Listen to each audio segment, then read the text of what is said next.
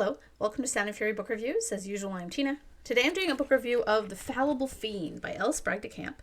This is a book that came out in 1973. It is a classic fantasy novel from Del Rey. So I have a couple things to talk about with this book before I even get started. The first is that I pulled a classic book reviewer mistake with this one and read it well before I tried to write the review, and now I can't remember all the fine details. My apologies.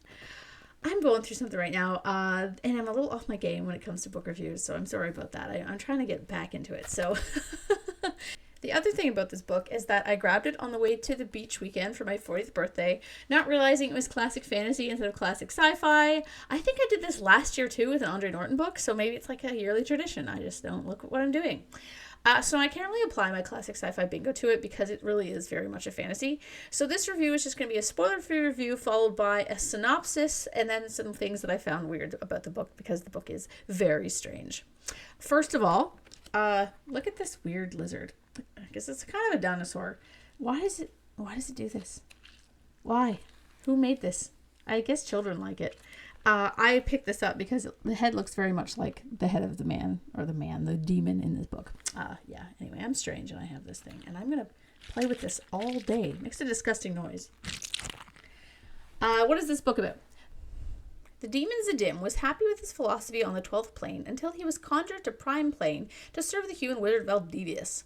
There, to a logical fiend, man seemed wholly irrational. He was ordered to eat the first being to enter a sanctum, then beaten for devouring the wizard's apprentice who sneaked through the doorway. Prime planers stole, lied, and fought each other in needless wars. Naturally, a totally logical demon couldn't understand them, and inevitably, Zadim made mistakes. But when war came to the city of only Zadim could escape to seek rescue from wild soldiers and uncertain sorcerers.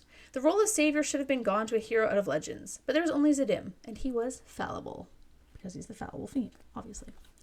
I've read a few of Sprague's books before, Rogue Queen, which I enjoyed a lot, and, where is it? This one, The Bones of Zora, which has my favorite cover of all time, but I actually did not really like this book at all because it's incredibly sexist. I think it was meant to be hyperbolically sexist, like those gross out 80s movies were sexist, but I don't like those either. So that book particularly didn't work for me. The only reason I keep it is because, as I've shown many times, I love this cover. It's amazing.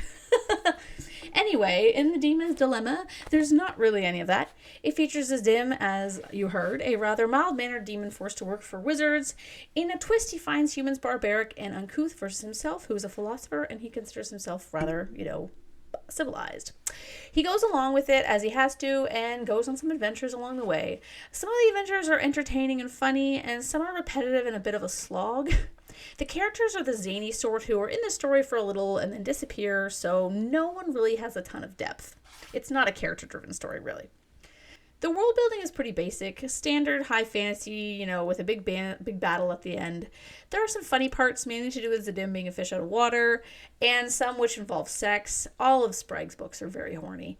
Though the first half of the book, I would argue, is the best part. By around the 3/4 mark, I was sort of bored of it, as Zadim travels to places, gets abducted, escapes, and does this over and over again. It's very repetitive.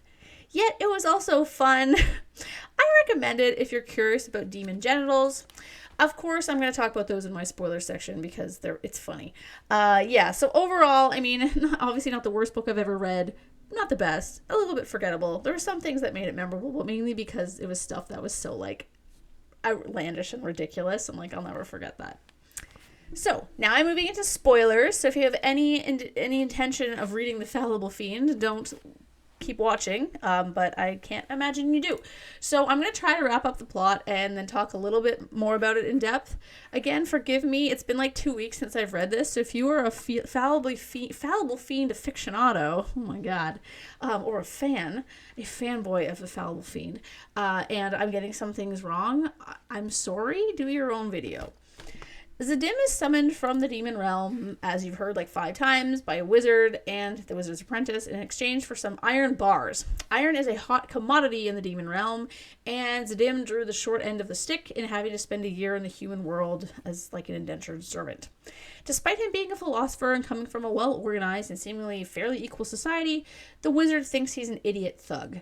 Zadim is quite out of his depth, and Valdivius, the wizard, doesn't give him good instructions on anything because he doesn't know what he's doing because he's not human. He doesn't he doesn't work or live in human structure, so he doesn't really understand kind of the culture. He doesn't understand the directives he's given because they're very much rooted in kind of how humans see things. And Maldavius is an idiot for thinking Zedim would understand. Anyway, after a whole bunch of things, including Zedim eating the wizard's apprentice, Zedim lets the wizard's prize magical item be stolen, and Maldavius gets really mad and sells him to a traveling circus where he's put on display. The best part of this section is that there's this lady. She works for the circus. I can't remember who she is in the circus, but she's been put under this curse of nymphomania or something like that. I can't remember. So she basically has to have sex like every day, or she gets like the shakes or something. I don't know. So she's sick of all the circus men because she has sex with them all the time, and she requests Zedim to help her out because it's different. The exchange is hilarious. She's like, "Can you help me?" And he's like, "Yeah, I guess, but you're not hot to me. You're all squashy and like a jellyfish." Which I thought was so funny. And she's like, "That's fine, just, pretend I'm your wife." And he's like, "All right."